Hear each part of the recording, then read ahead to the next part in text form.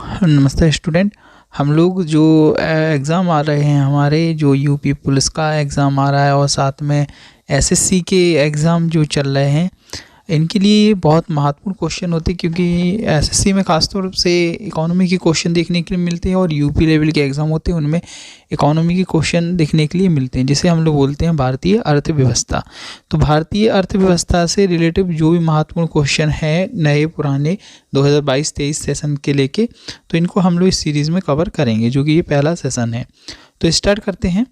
तो हमारा पहला क्वेश्चन है कि भारत किस वित्त आयोग के आधार पर भारत संघ के किसी राज्य को विशेष राज्य का दर्जा नहीं दिया जा सकता है। तो क्वेश्चन में पूछा गया है कि बताइए ऐसा कौन सा वित्त आयोग है जिसके आधार पर भारत संघ के कोई भी राज्य हो वो किसी भी राज्य को विशेष राज्य का दर्जा नहीं दे सकता है। तो इसका आंसर चेक करते हैं। तो इसका जो आंसर है वो आंसर है 14वां वित्त आयोग।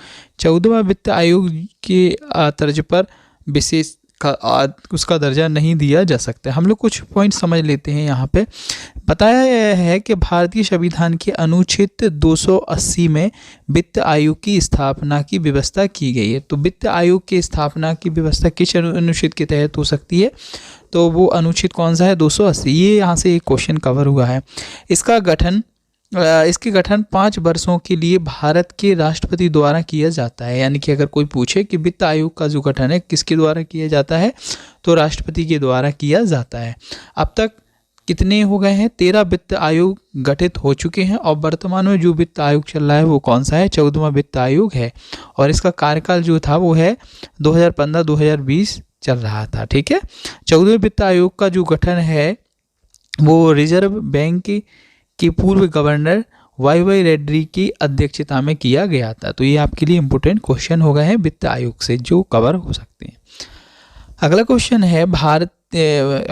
है तंबाकू बोर्ड का मुख्य हेडक्वार्टर कहाँ पर है? तंबाकू बोर्ड का मुख्य हेडक्वार्टर तो कहाँ पर है? तो ये है गुटुर में है। गुटुर कहाँ पे पड़ता है? ये आंध्र प्रदेश में पड़ता है। हम लोग कुछ बात समझ लेते हैं इससे।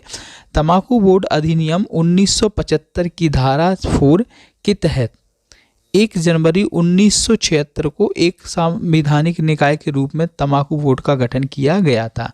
तो तंबाकू बोर्ड का जो गठन है वो 1 जनवरी 1976 को किया गया था और इसका जो नेतृत्व किया जाता है वो आंध्र प्रदेश के गुटुर में अपने मुख्यालय के साथ अध्यक्ष करता है। अध्यक्ष जो होता है इसका कार्यकाल करता है और अध्यक्ष ही इस उद्योग के विकास के लिए ये जिम्मेदार होता है।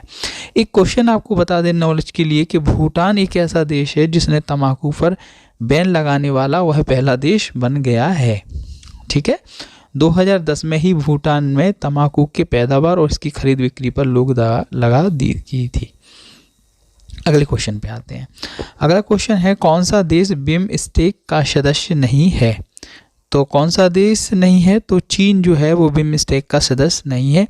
बिमस्टेक के सदस्य कौन कौन से हैं? तो बिमस्टेक में B4 जो होता है वो होता है बांग्लादेश और फिर इसके बाद इंडिया यानी कि भारत, फिर इसके बाद M मतलब म्यांमार, S मतलब श्रीलंका, T मतलब थाईलैंड और इसके बाद है भूटान और इसके बाद है नेपाल। तो बिमस्टेक का पूरा नाम क्या होता है? Bay of Bengal initiate for multi sector technical and economic. तो ये इसका फुल फॉर्म होता है। अगला क्वेश्चन है आर्थिक मामलों की कैबिनेट समिति का अध्यक्ष कौन होता है? तो आर्थिक मामलों की जो कैबिनेट समिति है उसका अध्यक्ष राष्ट्रपति होता है। आर्थिक मामलों की जो कैबिनेट कमेटी है जिसमें CE का प्रमुख का लगातार आर्थिक प्रवृत्तियों की समीक्षा करना होता है ये का कमेटी का। साथ ही इसका कार्य जो होता है वो देश के लिए संगठित आर्थिक ढांचा तैयार करना भी होता है और यह विदेशी निवेश सहित आर्थिक क्षेत्र में सभी नीतियों और गतिविधियों को निर्देशित करता है और इसका जो अध्यक्ष है जिसे ही आर्थिक जो वो होता है ना कमेटी, इसको एक अध्यक्ष जो होता है वो होता है प्रधानमंत्री। अगला क्वेश्चन है निम्नलिखित में से कौन सा आयोग विभिन्न वस्तुओं के लिए सरकार को न्यूनतम समर्थन मूल्यों की सिफारिश करने का कार्य करता है? तो कौन सा आयोग करता है? तो करता है कृषि लागत और मूल्य आयोग।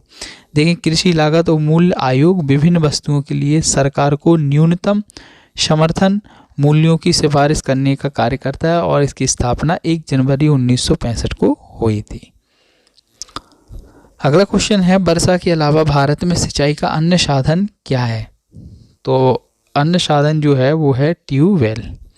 अगला क्वेश्चन है, भारत में सोयाबीन का सबसे बड़ा उत्पादक राज्य कौन सा है? तो सबसे बड़ा उत्पादक राज्य सोयाबीन का कौन सा है? मध्य प्रदेश है। सोयाबीन का भारत में 12 मिलियन टन उत्पादन होता है और यह भारत में खरीफ की फसल है, यानी कि जो सोयाबीन की फसल है वो भारत में एक खरीफ की फसल है। भारत में सबसे ज़्यादा सोयाबीन मध्य प्रदेश, उसके बाद महाराष्ट्र, उसके बाद राजस्थान में उत्पादित होती है। मध्य प्रदेश का सोयाबीन उत्पादन कितना है? 45% है, जबकि महाराष्ट्र का कितना है? 40%। तो ये आपको जानकारी ध्यान रखना चाहिए। अगला क्वेश्चन है, ग्रामीण इंफ्रास्ट्रक्चर डेवलपमेंट फंड की व्यवस्था कौन करता है? तो इसकी जो व्यवस्था है वो कौन करता है? नाबार्ड करता है। ग्रामीण इंफ्रास्ट्रक्चर डेवलपमेंट फंड की शुरुआत जो है वो 1995-96 में हुई थी और इसकी व्यवस्था national bank for agriculture and rural development द्वारा की जाती है, जिसे नाबार्ड कहते हैं। अगला क्वेश्चन है, बैंकिंग किसका बैंकिंग सेक्टर है? बैंकिंग जो है वो बीएसई का सेक्टर है। बीएसई जो है बॉम्बे स्टॉक एक्सचेंज, जो मुंबई में यानी कि महाराष्ट्र में है। अगला क्वेश्चन है, निम्नलिखित में से कौन सी समिति मौद्रिक प्रणाली के लिए बनाई गई थी? तो मौद्रिक प्रणाली के लिए चक्रवर्ती समिति बनाई गई थी। चक्रवर्ती समिति सुखमय चक्रवर्ती की अध्यक्षता में 1982 दिसंबर में बनाई गई थी और इसने अप्रैल 1985 में अपनी पहली रिपोर्ट दी थी। तो ये कुछ पहला पार्ट था, इम्पोर्टेंट अर्थव्यवस्था से क्वेश्चन थे। इसी प्रकार की सीरीज और भी देते रहेंगे। थैंक यू देखने के लिए।